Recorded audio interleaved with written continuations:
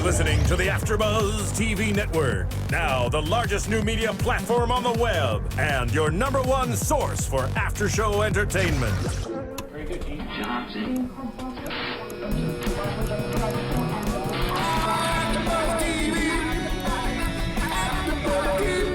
From the AFTERBUZZ Studios in Los Angeles, California, presented by Maria Menounos and streaming live thanks to Akamai Technologies, this is AFTERBUZZ TV's Orphan Black After Show. We'll break down tonight's episode and get you all the latest news and gossip. And now, another post-game wrap-up show for your favorite TV show. It's AFTERBUZZ TV's Orphan Black After Show.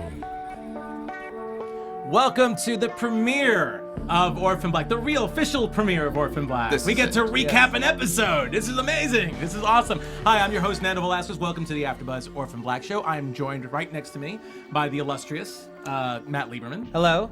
And next to him is the beautiful Anna Koppel. Oh, Equally illustrious. Equally illustrious.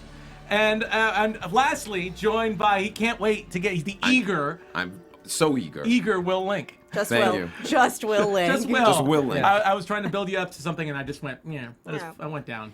Unlike this episode of Orphan Black, which started on a high point from the end of season 1. Hit the ground running. It pretty much, literally running, because Sarah was running at the beginning of the episode.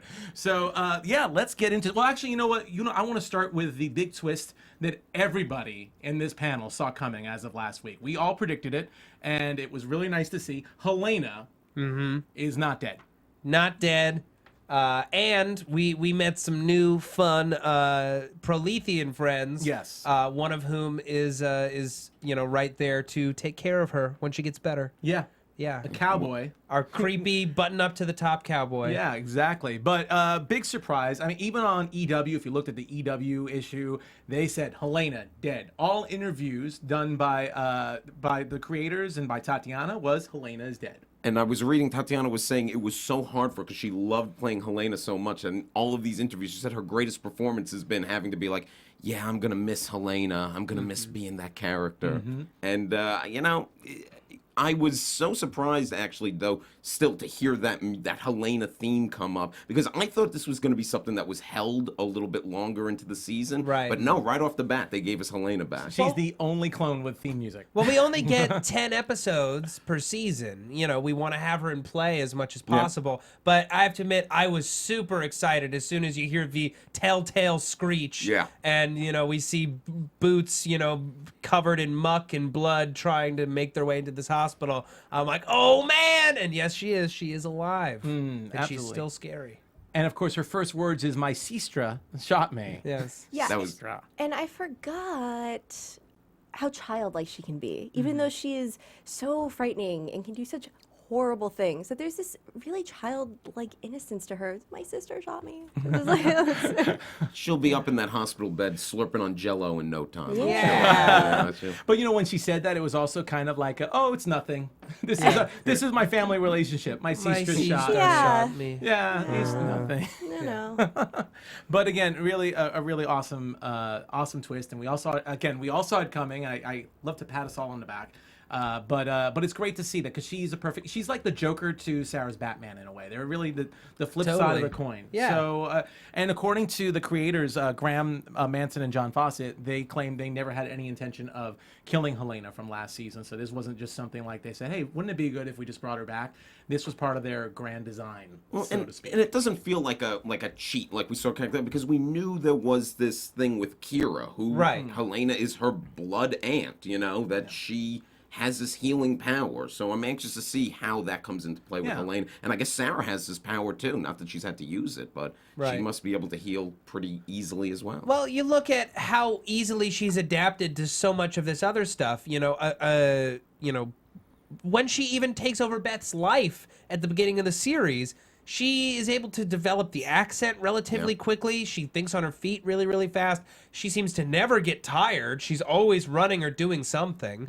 So I'm just going to put it out there. Potentially, these powers extend beyond healing, and they provide, maybe she's accessing more of her brain at any one time, and that's why her body's able to react in such a different way. I don't know. I'm just throwing that out there. And maybe this is why they were chosen as the originals to be cloned, because they are actually superheroes. I don't know. No, but but you know, maybe they are just Well, you know, super. no, I think that's a good point, because you know how when you make a copy of something in real life, if Mm-hmm. it's not the original, usually a copy of an original is not the same quality. Think of a VHS. When you dub it, Yeah, it it's a reduces different its generation. quality. It's like a Yeah. different generation, even though it's the same generation, age speaking. It's a different generation from the original. And remember, Helena and Sarah are the two clones that Leaky and Dyad lost track of. Exactly. So who knows what happened to them differently in their upbringing than happened to these other clones? What experiments, what things could have occurred? Or what they missed out on.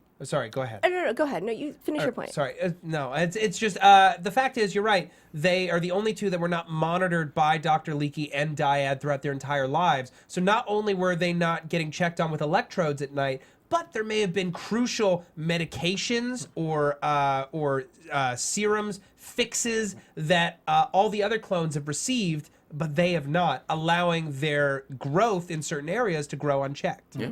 A line that was said, I believe, by, I think it was Rachel, I have to look up my notes, but the words biological gold mine for Kira was used, and then saying, of course, her mother's also a biological gold mine, and we can also include that Helena is a biological gold mine because they come from the same womb. Yeah. Pretty much. So I think that's the best way to say it. I mean, that's why Helena is important to this story, and why it's great, besides the fact that we love her as a character, and love the way Tatiana plays her, she's crucial to this story. So we're going to get into this a little bit more of the episode, but I want to say this is our first recap show, so we are brand new to iTunes. So if you are listening to us, please subscribe to us on iTunes, rate us on iTunes. Some people have already gone on there after our preview show and rated us. We were like really surprised, I think, at even for a preview show. I wasn't surprised. You weren't surprised? I wasn't surprised. People clamoring for Orphan Black. I was optimistic, but still was a little shocked. I by felt optimism. vindicated. That's how I felt. Yeah, we were the number 2 show on iTunes the next day after we recorded our preview, and number 1 today over Game of Thrones. over Game of Thrones and Mad Men. Yeah. All those shows. Holy crap, that's amazing. So anyway, so please rate us. We love 5s. A lot of people have already posted, even on YouTube, and people have tweeted at us about how grateful they are that AfterBuzz finally has an Orphan Black show. People like, people on YouTube like Mason Jesse, Emma Frost 45, Tiffany F, Koff 2009, PRC Braz. That's not Braswell, right? I don't know. Karina 0302, my Lek 205, and more people. So please keep it up, and we'd love to hear from you, and we'd love to keep you in on the conversation as well, on the clone-versation. Yes. To use a BBC America term. I would love it if let's just start off talking about Alison, because really, she was the comedy in the show. I for the most part. can watch a whole show just about her in community theater, I think. Yeah. That would be a great program in of itself. If there's a spin-off about Alison in community theater, I would watch it. Absolutely. I really would. I think it was great. And I love, there's so much about it. I love that she took over Aynsley's lead. I mean, just how awful. And that there are just so many, I can't think of any of them, but just the double entendres that were going on. Oh, well, Right. the song The itself. song, where she has to clean up after a grisly murder and sing about it, scrub away the plasma or wash away the plasma. Wipe away the plasma, plasma. scrub off every stain. And like she must be just either feeling incredibly horrible, which is how I imagine she's feeling, or potentially worse because she's Alison, she might be feeling a little like, so this is what it's like to be Aynsley. Well, she seemed so moved that she was the lead. Like, I couldn't tell whether it was a half guilt of Aynsley or more just, I get to shine now. I get to be I the think star. it was more the Pure latter. shameless Yeah. greed. She's kind of a bit selfish for her, so she thinks about herself a little too much. So that kind of, especially being a clone right now, discovering she's one of several, to actually get that commendation, like, you are so phenomenal, you're getting the lead. I think she got to shine in her own spotlight. It's so funny. I don't know when it happened, but somehow Alison became my favorite, Yeah. even though Right, yeah. she's the worst. But like she's just so entertaining to watch, and then watching her having to deal with Felix, who's high on drugs. Oh God, yes. I was so glad that also early on we got another Alison Felix in, because they've they've quickly become my favorite pairing. They're a great on pair. the show. That's the spin-off I would watch. Is the two of them as, young working girls in the city. It's nice to see Felix comfortable with Sarah, but we want to see some see some butting heads, and I think that's what works Okay, with Alison. can I just say, like, I feel like in the recap show we talked about, I really love that there are two strong, gay characters that don't have to say, like, hey, I'm gay. When did Felix become a gay stereotype? Because he just had like these assless chaps, and he's just like in this like gay nightclub, like on ecstasy, and I just feel like he's like this gay stereotype in this You're episode. saying they've pulled like a gay minstrel show with him? Right, yeah. I don't know if that's No? fair, because I feel like he was already from episode 1 established as can be semi-flamboyant, but it's not. I still don't think it's defining who he is as a character. Well, and also it's not necessarily about flamboyance. It's about the freedom of sexual expression. Yeah. And we've already established him as a very strong person, as somebody who is very caring. He's got a great heart. He's smart, sometimes smarter than Sarah. He can still be all those things and still want to go out to a club and have a 5-way with 4 other guys on drugs in assless chaps. assless I see no reason why those two can't coexist. And I agree with you, but was he any of those other things in this episode? If this was the first episode you saw of Orphan Black, I will say this. I think for some reason him getting high, I didn't agree with that character choice. And I know this is California and we have legalized marijuana here. Some of on the panel may do or not. But I felt for some reason that was an odd choice for him, because this, in the timeline of Orphan Black, this happens right after season 1. Still a lot of stuff's going on. Well, I was actually trying to think about where we left off with Felix, because he wasn't at his apartment at the end. He wasn't with the other clones at the end of that. And as he says in this episode, I had no idea that things were going to go tits up, did I? That's not the exact word, but here's what I would say. I would agree with you, Anna, that if this was the only episode you'd ever saw, you might be mistaken in thinking that he's a lighter written character than he actually is.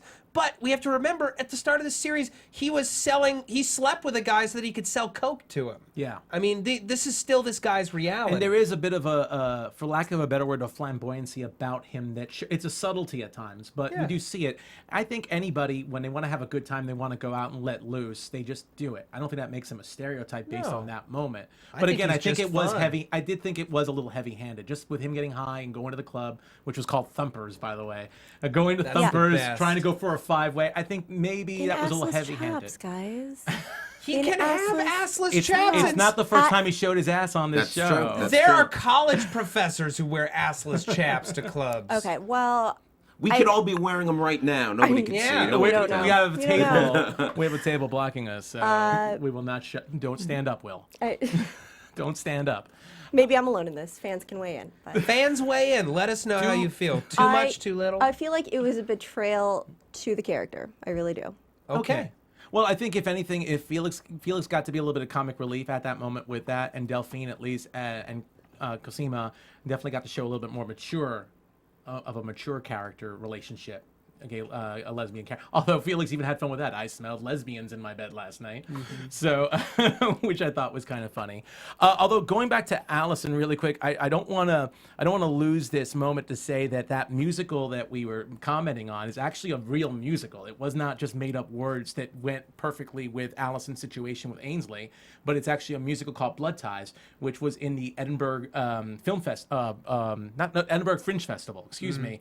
And the creators found this musical, and that was the real cast that was performing with Alison. Oh, really? That I didn't Oh, know. that's Wow. awesome. That was the real cast and the piano player. Because I was gonna say that scene was very well cast. I'm like, this looks perfectly like a community theater group, and now I feel really, really bad because they're real actors. They're not community theater. Well, it was Fringe Festival, so Take it what you will. well, I'm not trying to diminish them, but obviously Yeah. it's not the same style of right. acting, I suppose. The community theater director, I thought, was just perfect casting. Oh yeah, he was great. He was He wonderful. was absolutely great. And then also with Alison, I definitely want to talk about just the fact that she could just go to some guy named Ramon. Yeah. And he has everything in the trunk of his green sports car, whatever that is, coupe. I like Again, this great Ramon casting. character. Yeah. I hope he becomes a reoccurring thing. He's so weird. I know. You know what? But you brought up the Felix drug thing, and I kind of like. It's another thing that him and Alison have in common with her, because in Alison's own way, she's popping pills, she's boozing it up. I mean, she's taking a break now, but you know, spending a lot of time with Felix and having to deal with the death of Aynsley, having to go to her funeral, she'll be on those pills in no time. Yeah, she had a little bit of a problem with Felix being high, but yet she has no problem going up to Ramon and getting her quality quality treatments. Exactly, and not the herbal kind. That's not what she's into. No, not the herbal kind. Yeah. Yeah, I just a side comment, sort of that, you know, on Seinfeld, Kramer always had a guy, and I just feel like Alison's sort of becoming that character because she, you know, she was the money. Yeah, she is. She's just sort of like, you know, who knew that like soccer mom could, you know, had an illegal guns guy. You know, that's great. It's awesome. It's an awesome. It's never who you think. And it's such a suburban. Never is. It never is. It's such a suburban moment. He works at like some Megalomart or at the something. Economart. At the Economart, And just some guy who works at the Economart. And on the side, he's got guns and drugs in his car. Yeah, and he's just got this like very weird, kind of lusty energy. Like he's a dreamboat. Come on. Oh yeah, any girl would be lucky to have Ramon. Yeah. You all need a Ramon in your life. He's an entrepreneur. He is successful. He's got a lot of jobs. But ladies, How's take your own mother? car. Yes. Take your own car. Yes, take your own car. Do not get pulled over. Do not speed in his car. Yes. Doesn't she ask him about his folks at the end of that the scene? last thing she says is, how's your mother doing? Yeah.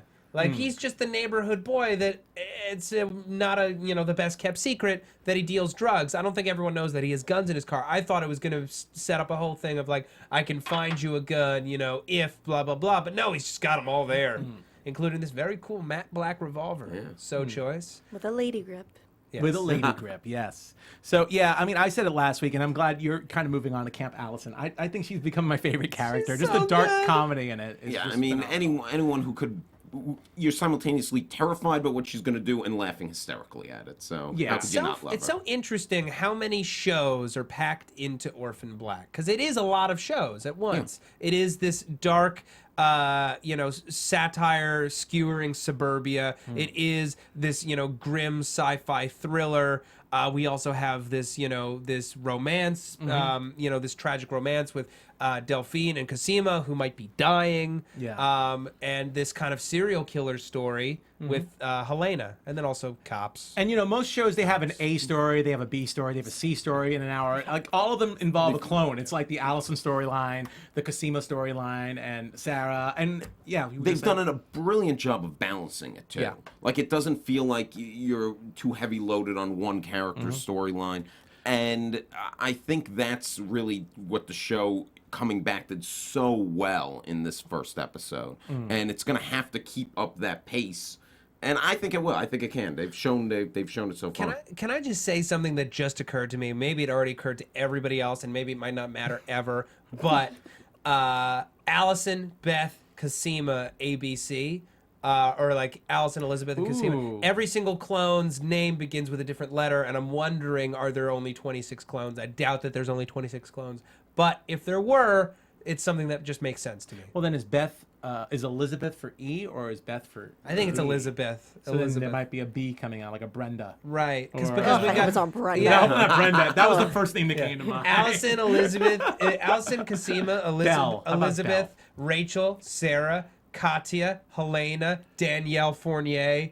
I don't remember the Italian one, but I'm just remembering all of the We'll have passports to look we saw them in the up. beginning People, of the yeah, first- if you're first definitely season. And we have a post all Jennifer coming up. Exactly. So No repeats so far. And they're all for the most part, from different countries. You have the Right. British one, the French one, the German one. Well, although Helena was separate by that point, Right. But still, and so was Sarah technically. But it'd be interesting to see what the grand design of how they do the clones Yeah. is. Let's move on to the Cosima storyline. Because there's a lot there. She's obviously has a big decision weighing on her. Because she is sick. She's showing respiratory problems, which Delphine says that two others have shown. We know one of them was Katya. Yeah. yeah. And the other one, from what I'm reading, is inferred to probably be the new clone, Yeah. Jennifer, that we will see shortly. Although I felt like Katya wasn't the first one to really be sick. I feel like there was possibly something else. Am I misremembering that Danielle Fournier also had it, or was she just murdered by Helena? She was, as far as we know, she was just murdered by Helena, Okay, I think. okay. And Cosima was probably just getting samples at that point to try to figure out the Yeah. clone thing. So we Right. don't know if she was sick or not, but Katya was definitely sick. Yeah. because we did get to experience her. I think it's interesting. Cosima wants to work with Dyad because obviously working with Dyad would be beneficial of figuring out her sickness, but also she doesn't want to give them her research and still obviously knows that she's a patent and doesn't want to. She wants to have her own freedom. Yeah. What do you guys think about that? I think she's in a very, very tough situation. The fact is, I don't see any way that she's going to be able to live a life without Dyad in it, whether she's working for them or not. Whether she likes it or not, they own a patent on her. She is property. It's screwed up, but that's a reality. So to put her in a situation where she has the ability to save her own life and potentially better the lives of all of her other sisters out there, I think maybe it's time to make a sacrifice and do something for the whole team. Yeah, go right into the lion's den. And Into the just lion's You den. have to. And come out with, a cure for this disease and potentially a way to, stabilize and ensure healthy lives for everyone else. Maybe even help them all have kids. Interesting. But at the same time, she might be dooming herself so that other clones can survive because she would she is the brains right now in this outfit, and she Kind of a romantic notion. Yeah. Well, I mean, at least she has it seems like she has Delphine in her corner right now. Delphine did kind of a betrayal by giving her blood to Leaky. Well, not kind of. It was a betrayal. She gave Straight her up. blood to Leaky. But Like I said last week. But I still believe that Delphine, she's like kind of torn between two masters, and I think she at least thinks what she's doing is in the best interest to save Cosima's life. Right. So it's a betrayal, but it's like a betrayal I have some sympathy for in a weird way. You understand her motives, or some of them anyway. Yeah. She thinks this is the only way Cosima's going to get cured, so has to betray What do her you and think, do this. Anna? Well, can I quickly? Who are the two masters? Is the master Cosima and Leaky? Yeah. Okay. Well, I feel like the master who also controls the sex wins every time. Every time. That's just my opinion. But, yeah. If there's a way, I don't know much about patent law. But if there's a way, You're the only one. I'm the You're the only only one. one here. I'm an expert in patent law. But I don't so. think... Sometimes people don't. You happen to be sitting with Right. There might be a way for Cosima to take over the patent, and then that solves everything. I don't know. I've never heard of a typewriter arguing for its own self-ownership But, before. I mean, it is a weird... Because, I mean, there was an actual Supreme Court decision in reality, which Rachel references, which I thought was a great mixing the real world and this about, like, synthetic material being... genetic material being patented. Oh, that was a real... That's a real Supreme Court decision. yeah, that is like real. what she says. But if a clone walked into court to fight this, I mean, is someone just going to be like, nope, they own you? Or- like, well, how would that actually go down? Or sells it to Delphine, or Kira, or I don't know. I mean, I We're think going to get a whole there might be a legal way. battle Yeah. episode. Well, no, I mean the creators have no, said no, they it's a don't hint. want to focus too much on the patent law because obviously it's not so sexy as lesbians in bed together And the or, guns and and the the guns shooting, and everything. yeah. But it is an interesting dilemma. It would be interesting to see that in real life played out if something like that was to happen. For the purpose of this story, I think it's just really interesting how powerful Dyad is. Yes. And that's what it is. It's really the clones up against the giant, which is Dyad right now, and who knows who's behind that too. And Dyad clearly has something. I mean, it's worldwide. She's going on a trip. She's meeting with both Koreas. Both Koreas. Yeah. Both Koreas come together for the Dyad. Planning on Institute. taking Paul to Taiwan. Yeah. I hope you learn your Taiwanese. Yeah. So Can- it can seems we like Rachel's your on the Taiwan edge of a big deal being closed somewhere about something. Yeah. Can we get into Rachel? Is that Yeah, all right? let's get to Rachel. I think Rachel is getting off on taking Paul away from Sarah. For some reason, she has a deep... first of all, I think she has a deep hatred for Sarah. Not just because she sent that Up Yours pro-clone email. I think she resents her for having free will, for not being raised within the study, and being able to have a life entirely her own and seemingly wasting it. I think that bothers her, and I think she gets off on taking Paul away and making him hers. I completely disagree. I think she is so hot for Sarah. Really? Yeah. Ooh. Hot for that's- Sarah. Yeah. That'll be strange. Will just had a stroke. I mean, I did. I'm thinking about like the two clones getting together. Hey, man. They're genetically identical. They understand They each other. know It they is- know a lot about They each know other. what each Wait, other but wants. can you tell me why you think that way? Just very advanced masturbation. I I have seen somebody, it's just kind of like being on the playground. It's just that sort of like, oh, I hate how much I love you. Just, Oh yeah, like I hate you, but I really love you. yeah. Yeah. I just want you. If I could just have you in my bed, then everything would go away. All this other stuff, it just doesn't You matter don't think she's anymore. into Paul at all? I think she's into Paul. No, I think she's into getting Paul out of Sarah's bed and Right, Yeah. and making driving Sarah crazy. yeah. Orphan Black fans are writing fan fiction right now. On You don't this. think they already No. did? Yeah, I It's don't. been done. Yeah, I'm I've done sure. it. I Harmless admission. I like what you're saying, but I kind of still agree with Matt up to a point. I think that there's ego involved, and she definitely wants to be on top. Not sexually, but be on top of Also Sarah. Be sexually. on charge. You'll say sexually. There's ego. She's the head of this company, or as far as we know, she's upper management in this company. And there's somebody who is denying her the satisfaction of getting what she wants.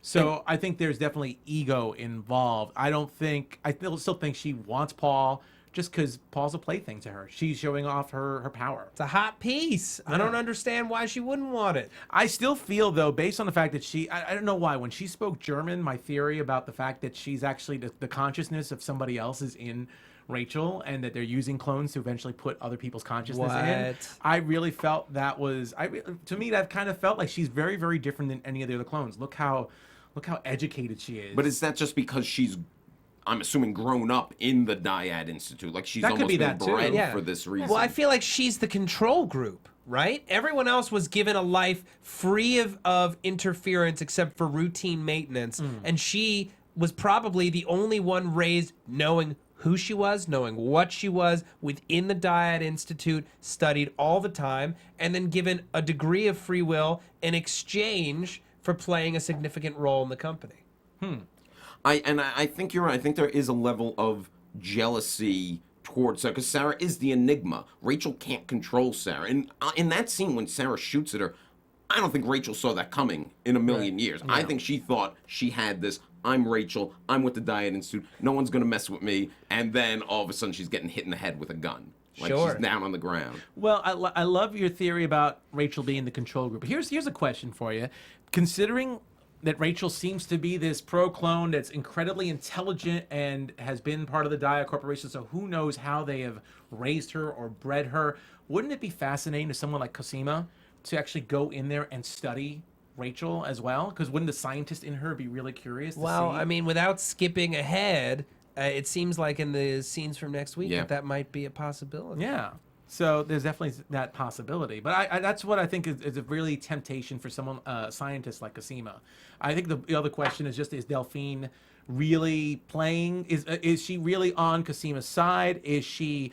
I think what you said, Anna, was really cool. Like, whoever controls the sex really is the one in charge. But I think also it depends on, does Delphine see Cosima as a lover or as a plaything? Because... Or as a pet. As a pet. Because she says she's invested, so I doubt that she's a plaything to her. But ultimately, I feel like she's still a scientist, and this is still part of her job. She cares about her, but I don't know how far it extends. Is it possible that at the end of this relationship, if and when Cosima dies, that Delphine will take over her research and still like play on our team here? I'd like to hope so. Yeah, like I said, I think Delphine is on Cosima's side. At the end of the day, when push comes to shove, she's going to stick with the clones.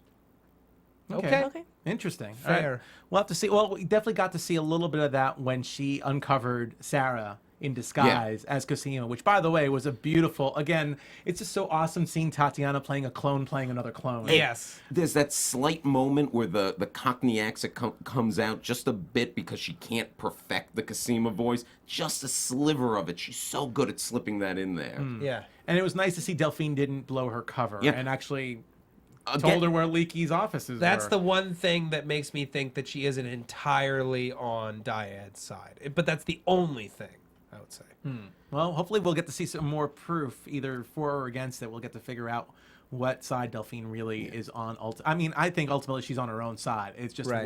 what interests are she really invested in? See, that's how I feel about Paul. I'm not sold that Paul is such a great guy with Sarah. So I feel like he's still going to do whatever's the best for him. How you feel about Delphine, that's how I feel about Paul. See, I think that Paul is somebody who does have feelings for Sarah and is trying to help her, but honestly can't. He's in a situation where if he betrays Dyad and they know about it, then it's all over because of what happened in Afghanistan. I feel like he's just caught between a rock and a hard place.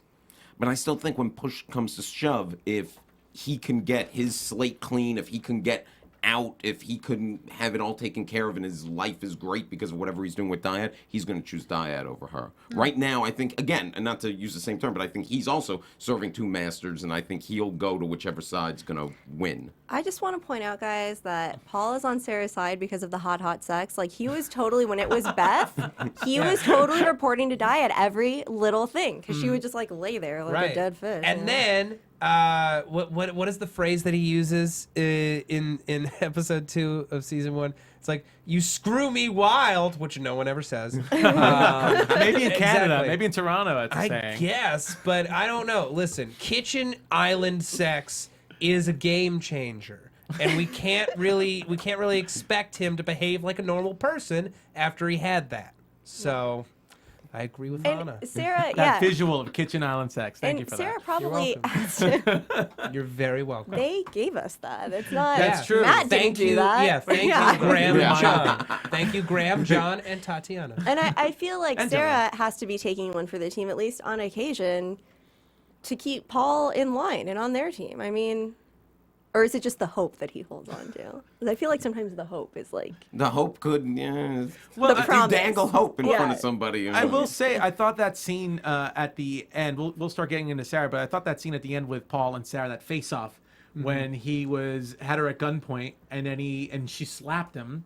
He's like, in the face, and then he lets her go. He said, I'll make up some excuse. Fine. It's like, and meanwhile, she's in Dyad. Rachel obviously has seen her. She was 2 inches away from her face in the shot before. She knocked and her Paul out. lets her go. And Daniel even threatened him. He's like, just do one more nice thing for Sarah. Why don't you just do one more so I can shoot you in the face? put a bullet in your head. So I can pull a bullet in your head. So obviously, Paul's playing a dangerous game either way. Yeah. He's being very wishy-washy, and he's playing. I mean, the sex might be great, but I don't know if it's that great to kill yourself over. You've never had clone sex. Yeah, I've never had clone Bro. sex or kitchen island sex, Legit. apparently. So, Clone sex. Legit. Yeah. but let's Clone sex is the most legit sex. It is. really. Scientifically proven. Cosima proved it. Yeah. I'd like to that's think science. that that's why this whole experiment was being done. Leaky did all this just because he wanted to monitor clone sex. Don't Yeah. be surprised. Yeah. We're in California. We're in LA. We're in the Valley. Don't be surprised if we see some company start doing a little Okay. parody of it. Fully All right. functioning All right. tail Yeah, we have to go there. You have to go to the functioning tail. every time. It's Yes, true. absolutely. So let's move on. Let's move on to the main storyline, which is obviously Sarah. Sarah Yeah. is on the run and looking for Kira and Mrs. S, who have disappeared, and who we, for some reason, believe that Rachel has taken them, and that the Dyad Institute have taken them. That first scene when she goes into the diner, that was a very classic scene and really, really interesting on so many levels. Seeing those two, I was going to say those 2 new characters, but it really ends up being just one new character. Right. That were going in and spotting her. And I thought what was really, really telling and interesting was the scrambled eggs. Was the eggs egg conversation. Yeah, are range. your eggs free range? And the guy's like, no, they're just regular eggs. Well, then what was it? It's not. He's like, they're just normal eggs. Well, then they're not normal. Yeah, exactly. Which made them seem like they were part of Dyad or Well, or the no, it's Prometheans. Proletheans. I was like, Pro- you thought- immediately Proletheans, because Yeah. it's like the same thing that Helena was spouting with, like, not fit for family. Yeah. You know, your chickens have been tainted, basically. Oh, I guess that's true. I They've been looked at that. tampered with. Yeah. Yeah. That's not So right. I did love that conversation. It's just, it was like, it could have been a throwaway conversation, but it was perfect the way Yeah. they did Yeah. it. I really love that dialogue. And them approaching Sarah, and then that really cool shootout. It was a little bit of slow-mo in there, a little Matrixy for a second. And I loved it. It was really interesting because those two guys were very robotic in a way. And maybe that's why I was thinking they were Super more creepy. Yeah, They're more like Leolutionists. Brainwashed religious Prolethean nuts. Yeah, That's what man. it is. They've Right. they've drank the Kool-Aid of whatever this I'm going to call it a cult right now, Right. this religious cult. But here's the question, right? Now, the guy who survives he says to Sarah, I'm your best option when she's running to hide in the bathroom. Yeah. Is that a lie or not? I for whatever reason, I have a sneaking suspicion that these guys are more than they seem and may potentially be somewhat positive. Yeah, but I can't trust anyone who's going around killing clones and kidnapping children. And killing the nice tea guy. Yeah. The guy gave her a tea The for line free. cook. The line cook. The line cook. Yeah, the diner cook. But you know what was interesting too? When he put a shotgun in that guy's chest, the other one, the one that survived, didn't even blink. It was just so weird. There was no compassion at all. It was just kind of like, oh, whatever, just going after Sarah. I feel like he was raised as brutally as Helena was. Yeah. Just, he wasn't tortured for being one of these clones. There was a little like a horror type of genre element to the whole scene. Yeah. The way she was trying to escape and found that fake wall Yeah. in the Bashed janitor's through it, closet yeah. and bashed through it. There was something really, really interesting about that. Well, I think particularly at the beginning, probably because of this is the most desperate we've ever seen Sarah, and we've seen her pretty desperate. But this is, we also got to see her to her most badass. Like it was all energy, it was craziness, and that's another reason why this episode started off with such a bang. Yeah, absolutely. So obviously, Sarah's going for looking for Kira, and she's in contact with Rachel. I loved also the fact that she was using her phone, and Paul was her third choice. I guess she was just going for, obviously for the other clones, and no one's picking up the phone, and there's this whole what's going on. And Paul was her third choice, and again seeing Paul there in the Diet Institute with Daniel and with Rachel, and being trying to be the conduit and playing both sides, which I thought was really interesting. But just seeing Sarah, obviously she has a hard on, so to speak, for Rachel, big time. Wants to put a bullet through her, and is willing to do. There you go, Anna's Anna's eyebrows. fan fiction going on.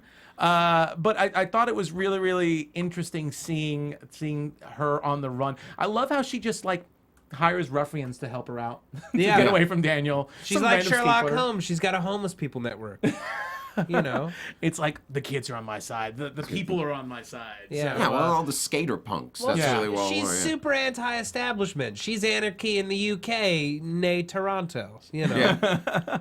and she found an exact body double from the back to actually have a phone on, so Right. Daniel could spot that person. I love that sequence because for a hot second I was like, oh, they're in an entirely different place, and then I saw the back of the double. I'm like, oh my god, no, they're at the right place. How was she so careless? And then of course the reveal, and I'm like, oh yeah, of course, up yours, you guys. And yet, even though she can just get random skater punks to help her out, she can't get a gun without going to Allison, which I thought was kind of interesting. Well, those too. Canadian gun laws. Oh, is that what it is? I don't know. You have to have a nice zip code to be sold a gun. Canadian gun laws. Right. Well, you also don't. She doesn't have time for it. She's like running, literally looking for Kira. She doesn't have time to go like get a license. Sure. It's like there's She needs it now. right now. Yeah. But we do see that at least Art is still on the case with Angela DeAngelis, and they are still, even though they're off the case, they're still looking into. Yeah.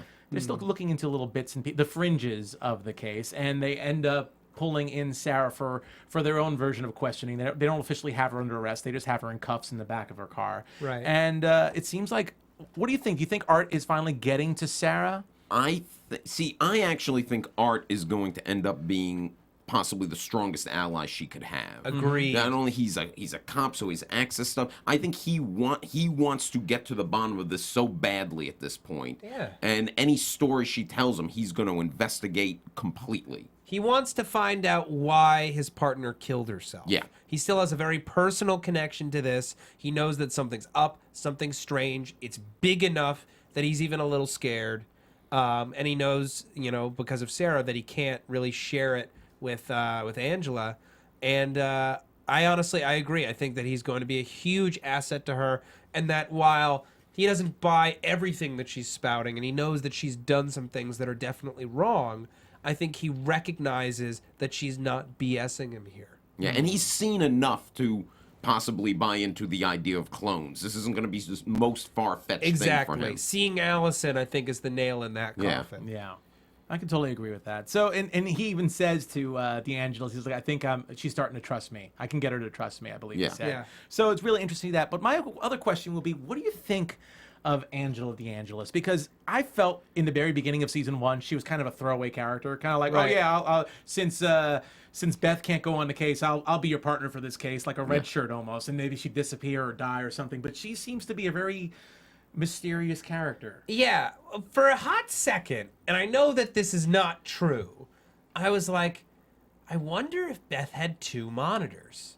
Because she reads kind of monitor-y to me, and I'm like, there's no way that Art has a monitor. That makes no sense. But she's got some cards she's not playing, I think. Are they dyad cards or are they Prolethean cards? That's a good question. That's a good question. And I'm not that I have any evidence to support this, but I might lean towards Prolethean if there is more to her. But if she was a Prolethean, I feel like she would have tried to, then she would derail know- the Helena case and all that. That's true. She doesn't seem to know anything, so then she can't really be either, right? Otherwise, she would have reported this to somebody. No, but wasn't Maggie Chen Prolethean? Yes. So then she could be dyad. But that was one of my predictions, was that she's dyad. Or she's just a boring cop. Yeah, or she's just a cop. I don't think she's boring, but she's Not definitely... boring. Or just a cop who's suspicious. Yeah. I feel like she definitely has a hard-on for Sarah, and she just seems to hate her. Oh, yeah. Hates her. That's true. First of all, I think she had a hard on for No, Beth. she wants to have sex with her. She wants to have sex with her. Yeah. I think, Right. first of all, I think Beth seemed to be a better police officer than her. I get that vibe from her, that she obviously is in competition, being the alpha female in the precinct, perhaps, and maybe Beth was a better cop or a more trusted cop. And then to have this imposter impersonate her, and yet Art still seems to give her more weight than Angela. Yeah. I think It's that's insulting. a little interesting too. Yeah.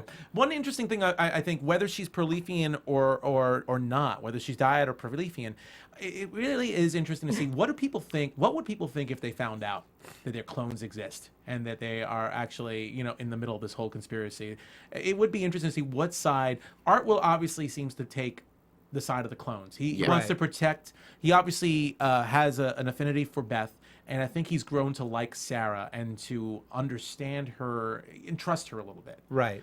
And he sees her also as a desperate mother. Her daughter is missing, and I Yeah. think he can empathize with that. Okay. But I do think Angela DeAngelis will fall on the side of, they're not people. Yeah. They're not Yeah. people. Someone made them. If she's not one of the sides, I think she would. I agree with you. I think she would be against the clones. She would think this is an abomination. Maybe not Prolethean 100%, but definitely think they're an abomination of some sort.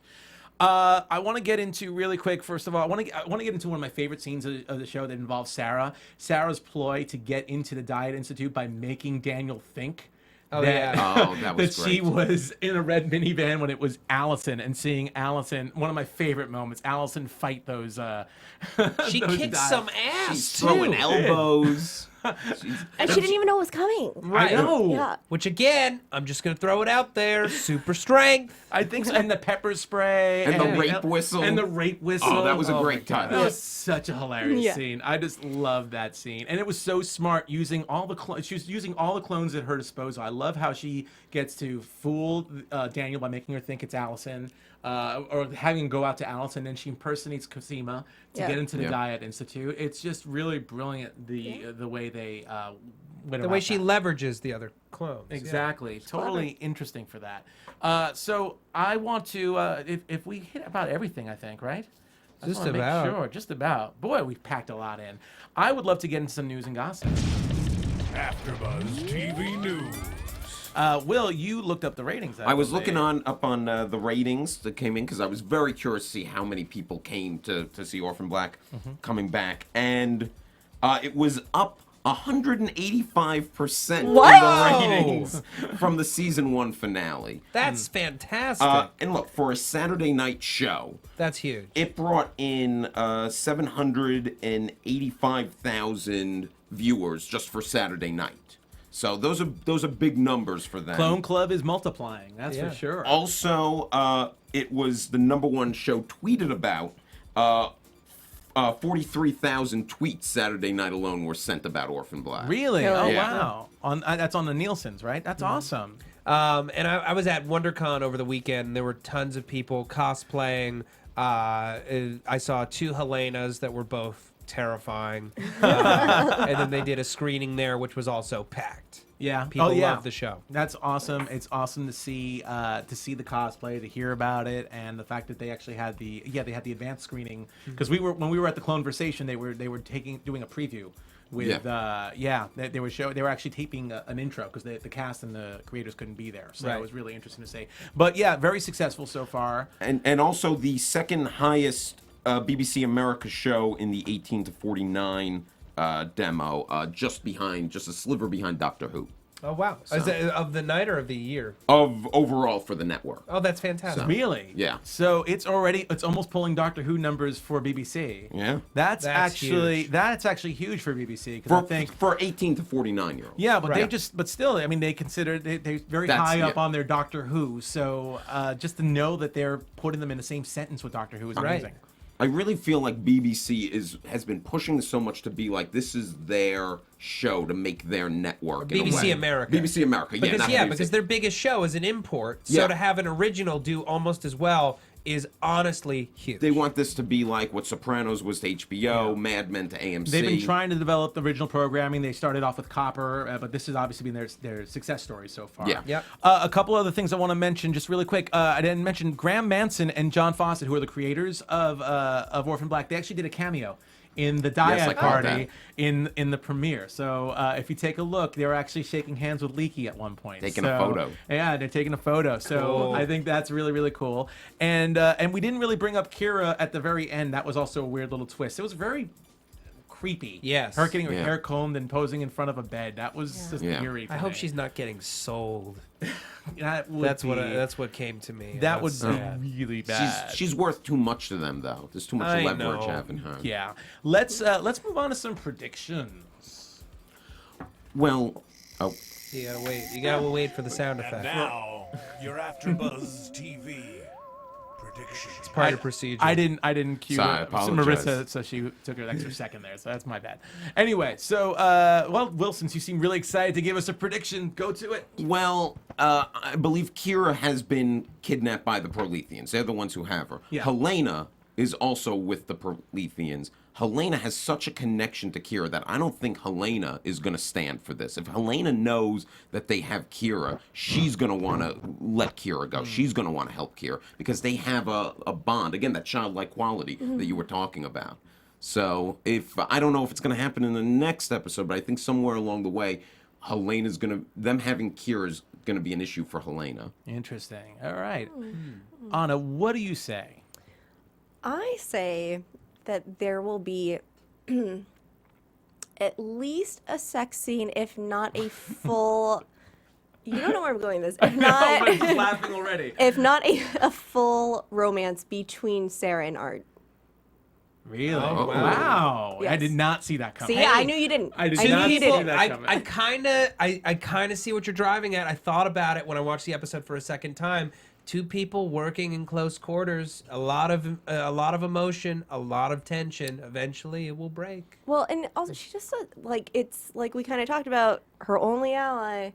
These things happen. It's possible. Let's see. I think that Cosima is going to, step on someone's toes on her first day at Dyad with her new big lab. I think that Kira is definitely with the Proletheans. I still think that our other creepy Prolethean guy is going to eventually have some kind of good in him. And I still think Rachel wants to bone Paul. Okay. I think I kind of agree with you about Helena. I think Helena is going to separate herself from the Proletheans, and she's going to be her own entity based on the fact that they have Kira and also the fact that Sarah talks some sense into her. I like what you're saying about Art and Sarah, but I actually think it's going to be DeAngelis and Sarah. I think that's going to be a little bit of a shocker. I hope not. Oh, brother. I think there's going to be a little weird moment where she's like, I really was in love with you. Maybe what you were thinking about Rachel and Sarah is really DeAngelis. Yes. Who haven't we coupled off on the show? We've coupled everybody off. No. We're totally coupling everybody off. We're children. And I think that Allison, I mean, they've And been Ramon. teasing. They've been teasing that. Yes. Yeah, and Ramon. No. We've been teasing that Allison is. They've been teasing that Allison's going to be having incredible guilt over Aynsley. Yeah. I think she's going to actually confess. Really? I think she's going to Yes, confess. let's do it. Yeah. So, Will, where can we find you during the week? You can find me on Twitter at The Real Will Link. You can also, I host a podcast for the Westcast Podcast Network called Will Sean Podcast. I host it with a guy named Sean. Oh, wow. Cool. Anna. You can follow me at Koppel for Mayor, KOPPELFORMAYOR. Okay. You can find me on Twitter at Matt Lieberman, MattLieberman. You can also find me on the SourceFed Network on YouTube, youtube.com/SourceFed. And you can find all my videos at youtube.com/Matthew D. Lieberman. And of course on a bunch of shows here on AfterBuzz. And a bunch of shows. As well as Anna, too. Yeah.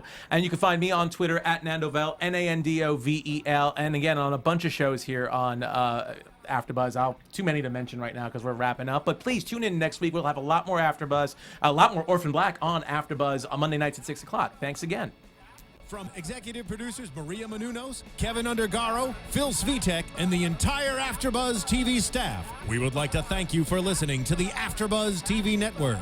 To watch or listen to other after shows and post comments or questions, be sure to visit AfterBuzzTV.com. I'm Sir Richard Wentworth, and this has been a presentation of AfterBuzz TV. Buzz you later. The views expressed herein are those of the host only and do not necessarily reflect the views of AfterBuzz TV or its owners or principals.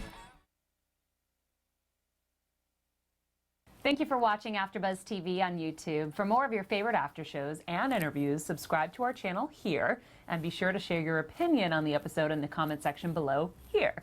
We'd love to see what you guys are buzzing about. Thanks again. Buzz you later.